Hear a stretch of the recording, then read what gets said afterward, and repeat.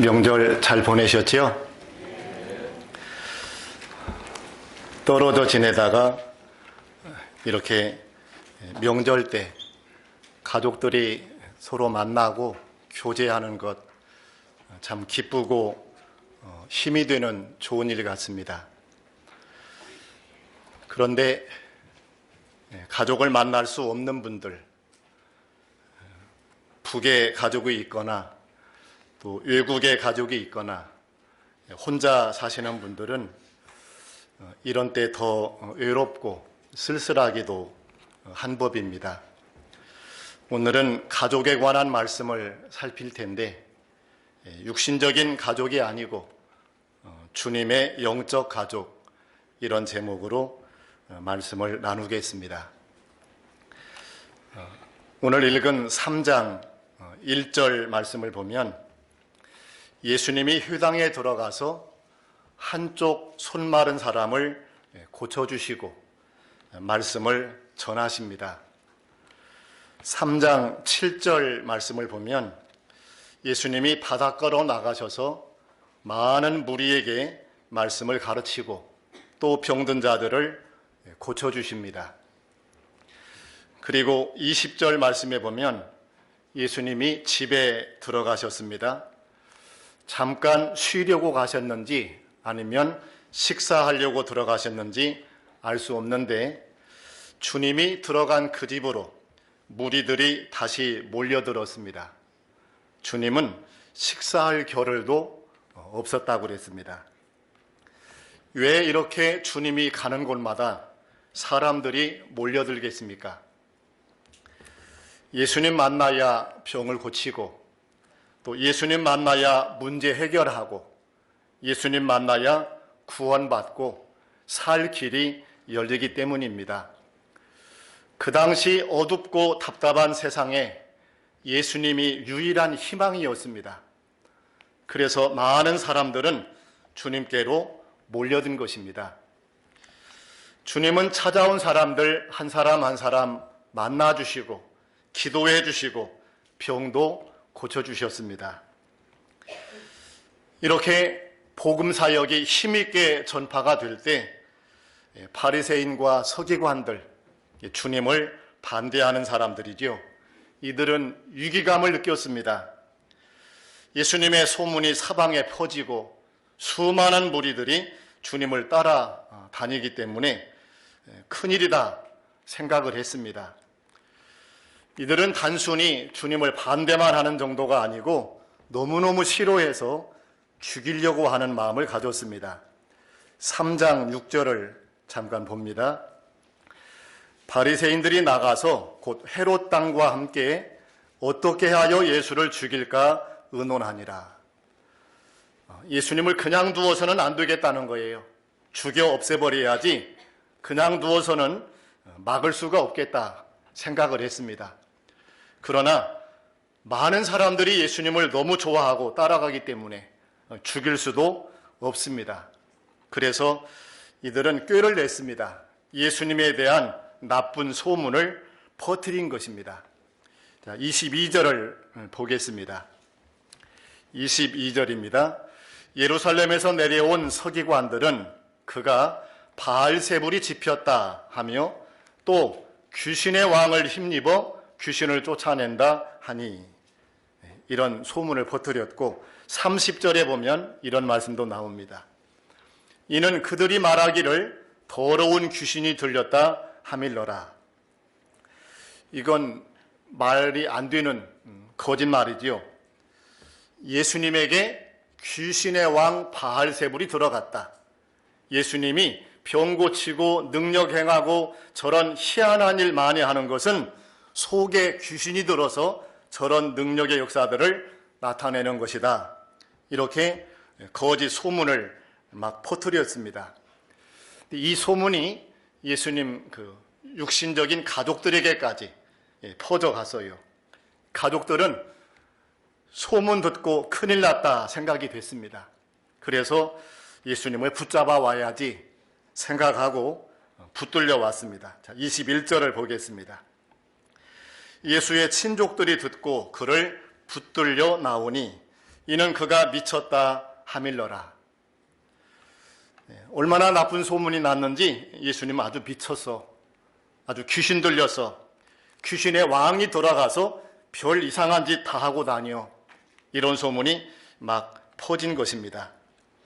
그때 예수님은 23절부터 26절까지 보면 그들을 불러다가 이렇게 말씀합니다. 사탄이 어찌 사탄을 쫓아낼 수 있느냐?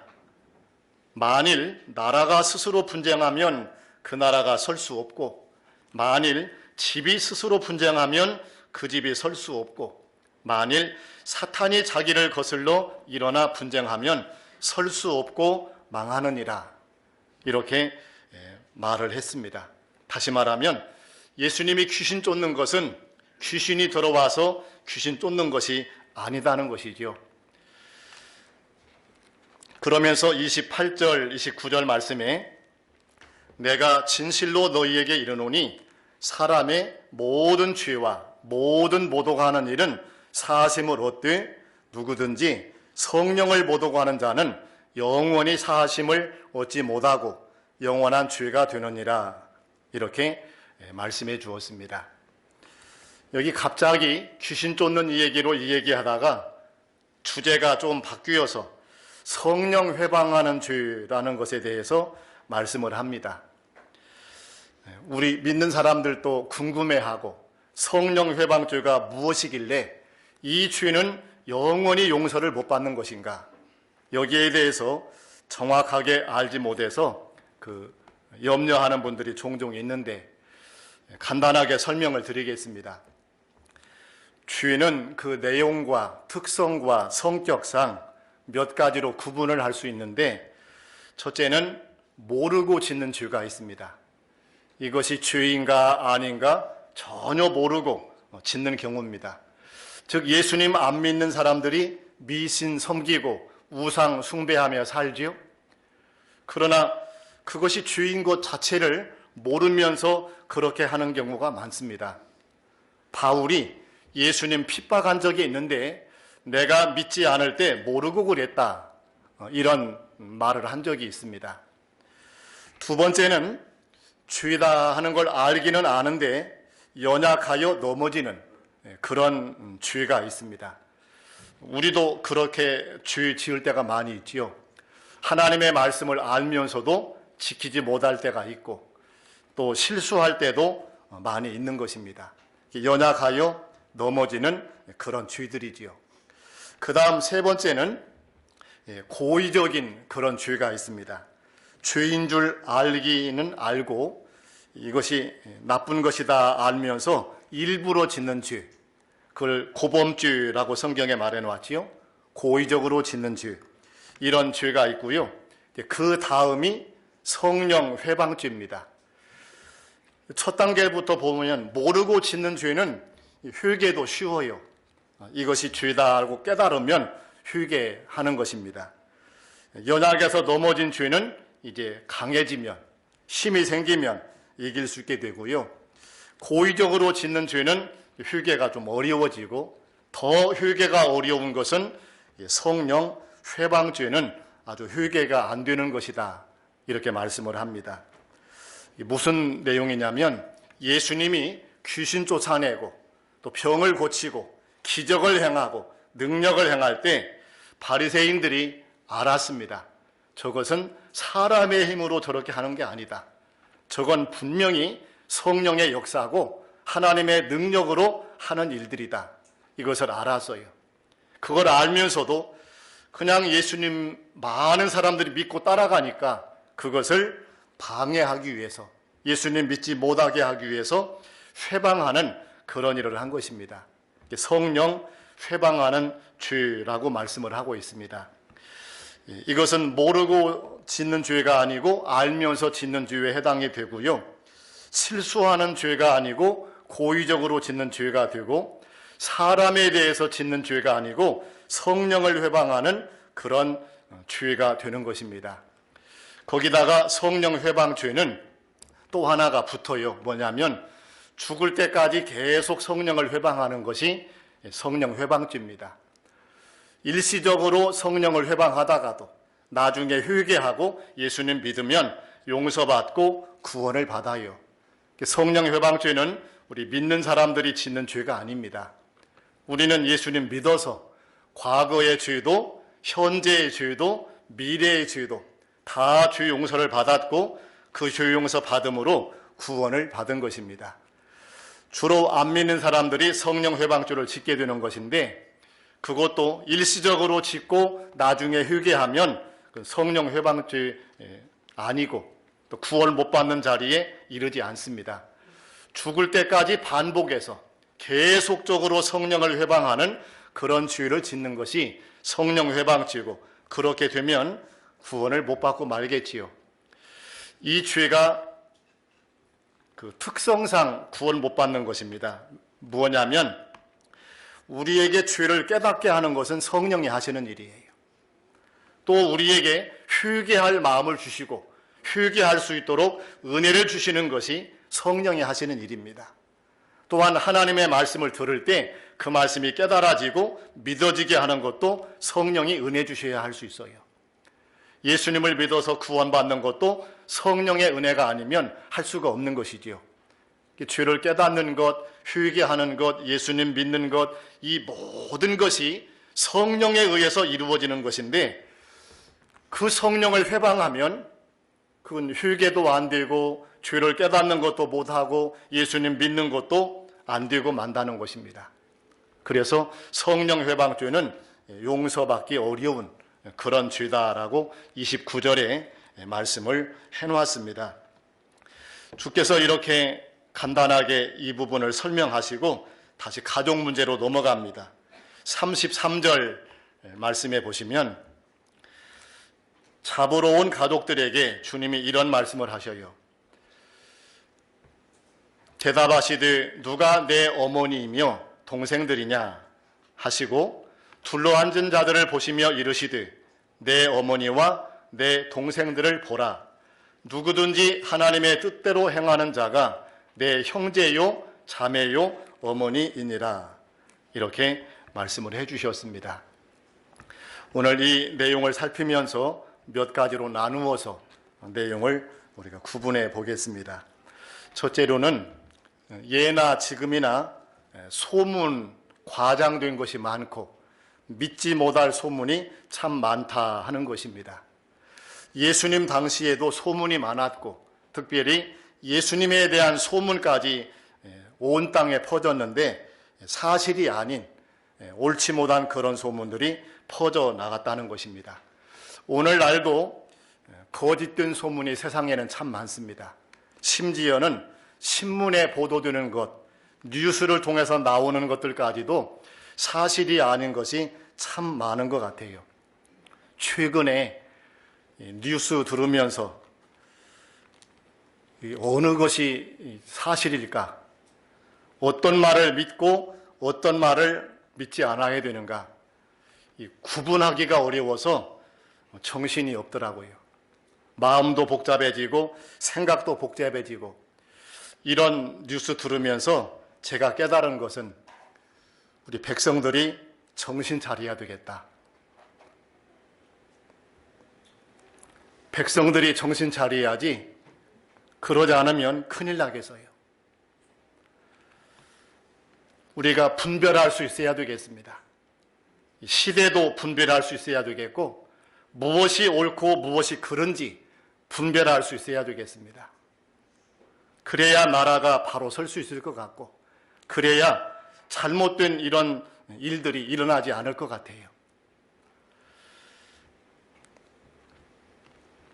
우리는 소문에 따라서 움직이는 그런 사람 되지 말고 거짓과 잘못된 그런 이런 현혹하는 말들에 흔들려서는 안 될 것 같습니다. 더더구나 믿음으로 사는 성도에게 있어서 진리가 중요하고 하나님의 뜻을 찾아서 믿음을 지키는 것이 참으로 중요한 것입니다.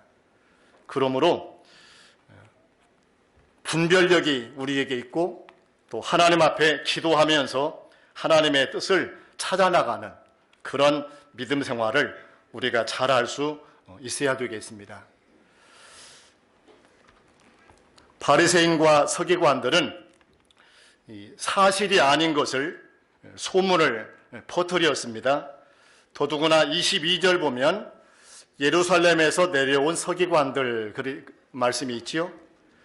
이들은 멀리서 왔습니다. 예루살렘으로부터 예수님 있는 그곳까지 내려와서 주님 따라다니면서 반대하며 핍박하며 회방을 놓았습니다. 그런데 그 사람들은 안 믿으니까, 원래 예수님 싫어하는 사람들이니까 그럴 수도 있겠다 생각할 수 있지만, 문제는 예수님의 그 가족들, 육신적인 가족들입니다. 어머니, 또 형제들, 누이들, 이들도 소문을 믿어버린 거예요. 거짓된 소문이 막 퍼져나갔는데 가족들까지 그 소문이 얼마나 진지했는지, 심각했는지 그걸 그냥 믿어버렸습니다. 그리고는 예수님 붙잡아다가 가둬둬야지, 이대로 두어서는 안 되겠다, 이런 생각을 하고 잡으러 온 거예요. 주님께서 가족들이 잡으러 왔을 때 안타까웠을 것 같아요. 다른 사람들은 모르니까, 신앙 자체가 없으니까, 저 사람들은 원래 반대하는 사람들이니까 저러는구나 하겠지만, 가족들이 주님을 이렇게 이해하지 못하고 하나님의 아들로 제대로 깨닫지 못하고 믿지 못하고 미쳤다 생각하며 귀신 들렸다 생각하며 잡으러 다닐 때 안타까웠을 것 같아요. 이걸 보면서 또 하나 깨닫는 것은, 예수님 믿는 것은 가족이라고 잘 믿는 게 아니고, 또 무슨 멀리 있는 사람이라고 잘 못 믿는 게 아니고, 그런 것과는 상관이 없구나, 그걸 깨닫습니다. 하나님이 은혜 주셔야 예수님이 깨달아지고 예수님이 믿어지는 겁니다. 우리가 예수님 믿은 것은 우리 마음이 착해서도 아니고, 우리가 남들보다 지식이 뛰어나서도 아닙니다. 하나님의 은혜로 주님을 구세주로 깨닫고 믿은 것입니다. 다행히도 이 가족들이 이 당시에는 예수님을 믿지 못하고 이렇게 오해해서 붙잡으러 다녔는데, 나중에 믿어요. 십자가에 돌아가시고 부활하신 이후에 예수님 믿고 구주로 섬깁니다. 그리고 초대교회에서 아주 중요한 인물이 되어서 초대교회를 세워나가는데 일꾼들로 쓰임받는 그런 사람들이 됩니다. 이들은 나중에 예수님 승천하시고 예루살렘에 모여 기도하는 제자들 가운데 참여해서 함께 기도하고 성령 충만한 은혜를 받기도 합니다. 참으로 다행스럽고 복된 일입니다. 그러면 주께서 말씀하신 이 33절, 34절 내용 중심적으로 보겠습니다. 대답하시되 누가 내 어머니며 동생들이냐 하시고, 둘러앉은 자들을 보시며 이르시되 내 어머니와 내 동생들을 보라, 이렇게 말씀하셨습니다. 이건 육체적인 관계, 육신적인 가족 관계를 설명하는 게 아니고 영적인 가족에 대해서 설명하는 것입니다. 이 구절을 가지고 또 오해하지 말아야 되는데, 예수님이 인간관계를 부정했다, 가족을 다 무시했다, 자기 가족들 미워했다, 이렇게 또 단정을 지어버리면 그것도 지나친 해석입니다. 그런 것은 아닙니다. 예수님은 어릴 때부터 육신의 아버지 요셉을 도와서 목수일을 하셨어요. 십자가에 달려 돌아가실 때에는 옆에까지 따라온 그 어머니 마리아를 제자 요한에게 부탁하면서 내 어머니로 모셔라 당부하기도 했습니다. 또 십계명에는 부모를 공경하라라는 말씀을 주시면서 우리 모든 믿는 사람에게 가족의 중요성, 부모님 공경의 필요성을 강조하기도 하셨습니다. 성경에는 가족을 외면하면 안 되고 가족을 소홀히 여기면 안 된다는 것을 많이 말씀하고 계십니다. 본문의 내용은 영적 가족에 대해서 강조하는 것이지 육체적인 가족이나 인간관계 자체를 부인하는 그런 것이 아니라는 것을 우리가 먼저 이해를 해놓아야 되겠습니다. 그러면 영적 가족에 대해서 주님 말씀하셨는데, 둘러앉은 자들을 보시며 라고 하셨지요? 34절에 둘러앉은 자들을 보시며, 둘러앉은 자들은 누굴까요? 제자들도 있었을 것이고 또 믿는 성도들, 예수님 따르는 무리들도 거기 포함이 됐겠지요.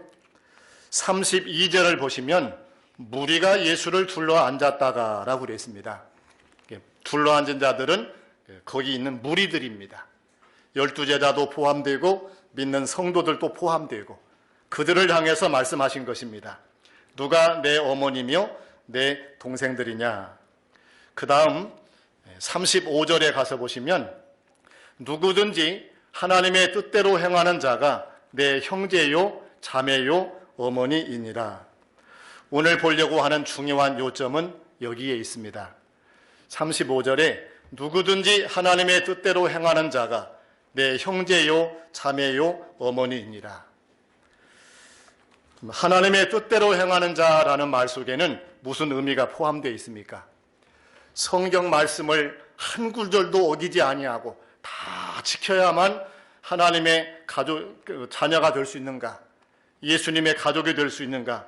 만약에 그렇다고 하면 그렇게 다 할 수 있는 사람은 아마 없을 것입니다.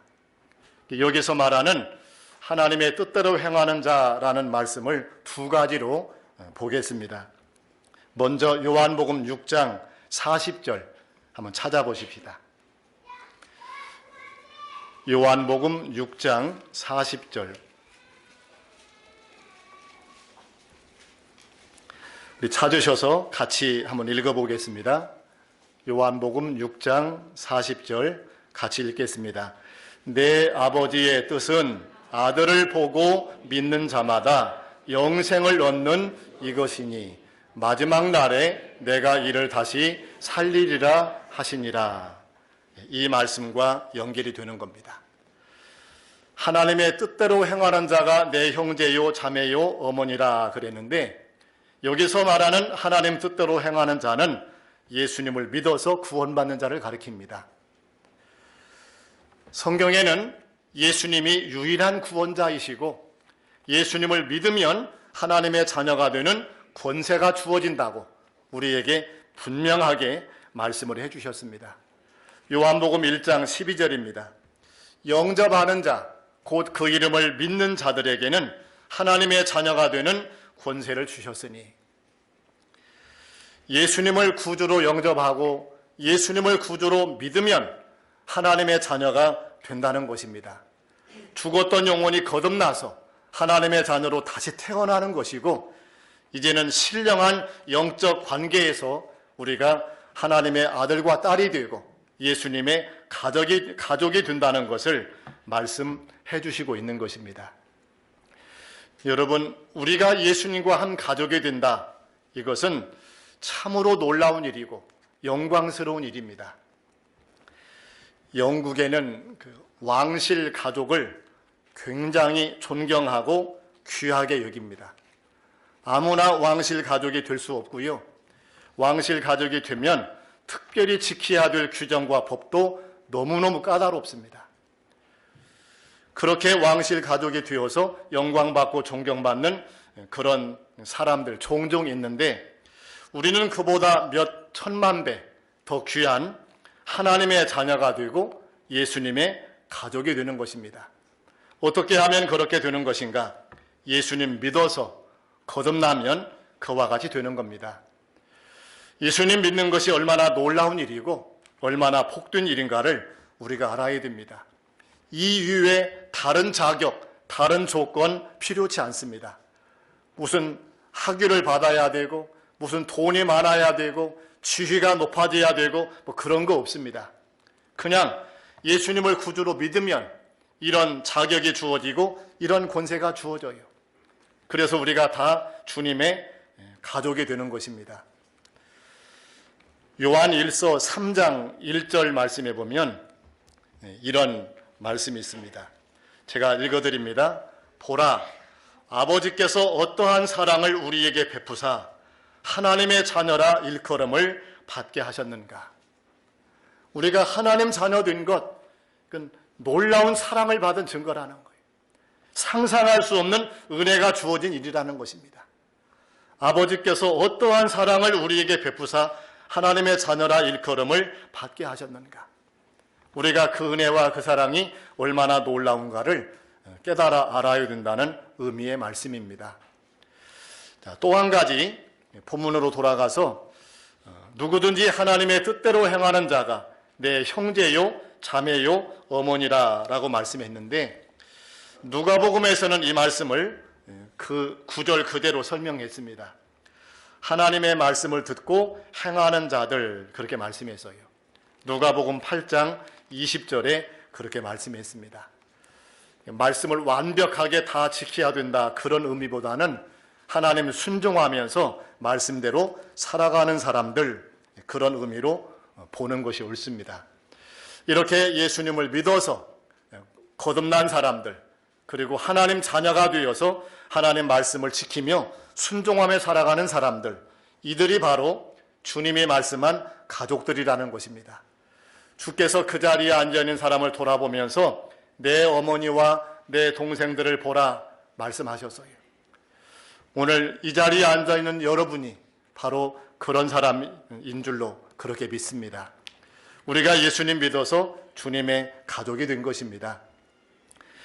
이 사실을 좀 더 자세하게 이해할 수 있도록 성경 한 구절 더 찾아보겠습니다. 에베소서 4장 4절 이하에 우리 같이 한번 찾아보겠습니다. 에베소서 4장 4절부터 6절까지입니다.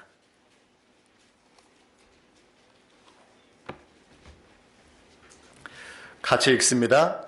몸이 하나요 성령도 한 분이시니 이와 같이 너희가 부르심의 한 소망 안에서 부르심을 받았느니라. 주도 한 분이시요 믿음도 하나요 세례도 하나요 하나님도 한 분이시니 곧 만유의 아버지시라. 만유 위에 계시고 만유를 통일하시고 만유 가운데 계시도다. 어려운 단어가 좀 많이 쓰였는데 요점만 말씀드리면, 자, 몸도 하나요 그랬지요. 몸은 예수 그리스도의 몸인 교회를 가리킵니다. 미국에 있든 중국에 있든 한국에 있든 이 지상에 있는 모든 교회는 다 한 몸이에요. 예수 그리스도의 몸인 것입니다. 그래서 몸이 하나요라고 말씀합니다. 성령도 한 분이요. 우리를 거듭나게 하시고 우리를 예수 믿도록 은혜 주신 그 성령도 한 분입니다. 성령이 둘, 셋, 넷 여러 분 있는 것이 아니에요. 믿는 사람 안에는 성령이 들어와서 임재해 계시는데, 내 안에 들어와 있는 성령이나 여러분 안에 들어와 있는 성령이나 똑같은 한 분 성령이라는 것입니다.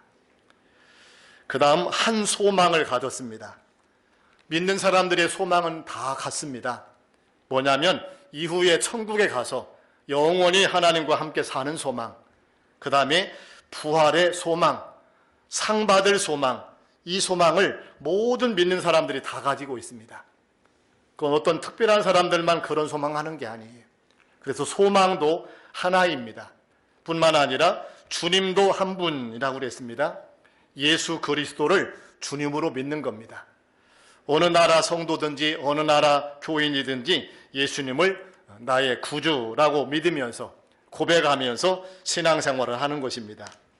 그 다음 믿음도 하나입니다. 우리의 신앙의 대상은 하나님이시고 우리가 믿는 방법, 성경 말씀 가지고 한 분 하나님을 섬깁니다. 예배드리는 방식도 전 세계가 다 동일해요. 그래서 우리는 믿음도 하나입니다.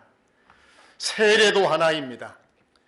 예수님 믿는 성도는 세례를 받는데 성부, 성자, 성령의 이름으로 세례를 받습니다. 예수님을 나의 구주로 고백하는 사람들에게 세례를 베푸는 것이지요. 그리고 하나님도 한 분이십니다. 우리 주일학교 학생들도 하나님을 아버지 하나님 그리고요, 우리 청년들도 하나님을 부를 때 아버지 하나님 그렇게 부릅니다. 우리 연세 많은 어르신들도 하나님을 부를 때 아버지 하나님 그렇게 부릅니다. 하나님이 같다는 말은, 하나님이 아버지라는 말은 우리는 다 뭐라는 증거예요? 형제라는 증거입니다. 우리는 한 피 받아서 예수 그리스도의 피로 거듭나고 구원받은 한 가족들이고 한 아버지 하나님을 섬기는 가족들이라는 것을 우리에게 말씀해 주시고 있습니다. 우리는 이처럼 주님의 가족이 됐어요. 은혜로 하나가 되었습니다. 이 땅에서 믿음 지키고 살다가 이 다음에 하늘나라에 가면 영원히 함께 사는 그런 복된 가족이 됐습니다. 지구상에 70억 인구가 있는데 그 가운데에서 믿는 사람이 몇 안 되고 그 믿는 사람 가운데서 우리 탐방교회 교인들은 한 교회에서 믿음 생활하는 그런 가족입니다. 한솥밥을 먹으며 함께 모여 예배드리며 함께 기도하는 그런 가족이 된 것입니다. 육체적인 가족도 참 중요합니다. 그러나 이 믿음의 가족, 영적인 가족도 참으로 중요한 것을 우리는 깨달아 알아야 되겠습니다. 그래서 이 가족 간에 우리는 법적으로만 가족이다, 성경 말씀이 그렇게 말씀하고 있다, 그 수준에서 머무는 것이 아니고 실제로 가족처럼 살아가야 될 것임을 주님이 말씀하십니다. 우리 디모데전서 5장 1절 2절을 한번 찾아보겠습니다. 디모데전서 5장 1절 2절입니다. 같이 읽어보겠습니다. 늙은이를 꾸짖지 말고 권하되 아버지에게 하듯 하며 젊은이에게는 형제에게 하듯 하고 늙은 여자에게는 어머니에게 하듯 하며 젊은 여자에게는 온전히 깨끗함으로 자매에게 하듯 하라. 여기 말씀하고 있지요. 진짜 가족인 것처럼 그렇게 우리 영적인 가족을 대하고 그렇게 교회 생활을 하고 그렇게 어르신들, 젊은이들 대하면서 살아가라고 우리에게 가르쳐 주고 있습니다. 우리 옆에 있는 모든 성도들이 우리의 가족입니다. 한 피로 구원을 받은 그런 사람들입니다. 그러면은 가족들은 어떤 일들을 힘써야 됩니까? 관심을 가지고 서로 사랑하는 것입니다. 만나면 반갑게 인사하고 서로 사랑으로 뭉쳐진 이 관계가 바로 가족인 것입니다.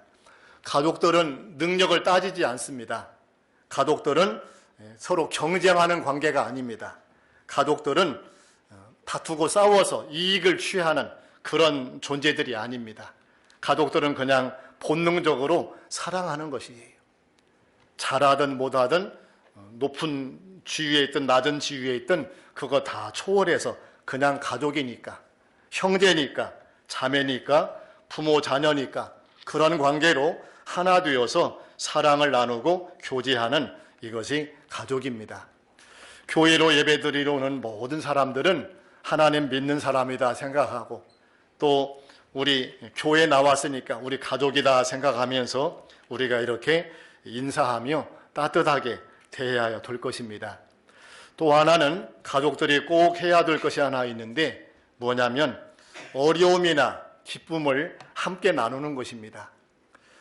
가족들 간에 서로 비밀이 많아서 서로 어려운 것도 나누지 않고 기쁨도 나누지 않고 당신은 당신대로 나는 나대로 그렇게 살면 교제가 안 되고 또 위로를 서로 못 받습니다. 격려할 수 없습니다. 함께 고난도 나누며 슬픔도 나눌 수 있어야 됩니다. 로마서 12장 15절에 이렇게 말씀했습니다. 즐거워하는 자들과 함께 즐거워하고 우는 자들과 함께 울라 이렇게 말씀했습니다. 예전에 탈무드에 기록된 얘기인데 이런 것이 있습니다. 이스라엘에 머리가 둘 달리고 몸이 하나인 기형적인 아이가 태어났어요. 부모가 랍비를 찾아가서 물었습니다. 이 아이가 둘입니까? 하나입니까? 랍비가 대답을 하는데 한쪽 머리에 뜨뜻한 물을 부어가지고 둘이 같이 울면 한 몸이고 저 머리는 우는데 이 머리는 웃고 있으면 그건 둘이다. 그렇게 대답을 해주었답니다. 의미가 있는 대답 같아요. 가족인데 형제인데 한쪽에서는 울고 있습니다. 힘들어서 고통받고 있습니다. 나머지가 다 웃고 있다면 참 안타까운 일이지요. 함께 고난도 나눌 수 있고 기쁨도 나눌 수 있어야 된다는 것입니다. 어렵고 힘든 것 서로 이야기해야 됩니다. 기도해달라고 부탁하고 서로 나눌 수 있어야 됩니다. 우리는 신이 아닙니다. 말하지 않으면 모릅니다. 서로 말하고 상담도 하고 또 대화도 하면서 어려움을 나누고 또 그렇게 하면서 해답도 얻어가야 되는 것입니다. 고린도전서 12장에 이렇게 말씀했습니다. 26절 이하에 만일 한 지체가 고통을 받으면 모든 지체가 함께 고통을 받고 한 지체가 영광을 얻으면 모든 지체가 함께 즐거워하느니라. 너희는 그리스도의 몸이요 지체의 각 부분이라. 이렇게 말씀했습니다. 우리가 완벽하게 하기는 어렵겠지만 조금씩 노력하면, 조금씩 힘쓰면 이런 아름다운 영적인 가족 만들어 갈 수 있을 것입니다. 그래서 하나님께 기쁨을 돌리고 이 다음에 하늘 알아가서 영원히 함께 살면서 함께 즐거워하고 함께 하나님께 영광 돌리는 그런 정말 멋진 가족 이루어 나갈 수 있게 될 줄 믿는 것입니다. 여러분 옆에 앉아 계신 분들 내 가족이다 이렇게 믿으시고 우리가 주님의 가족된 것 얼마나 영광이고 얼마나 복입니까? 그 가족처럼 서로를 대하면서 서로 사랑을 나누는 이런 믿음 생활 해 나가시기를 간절히 바랍니다.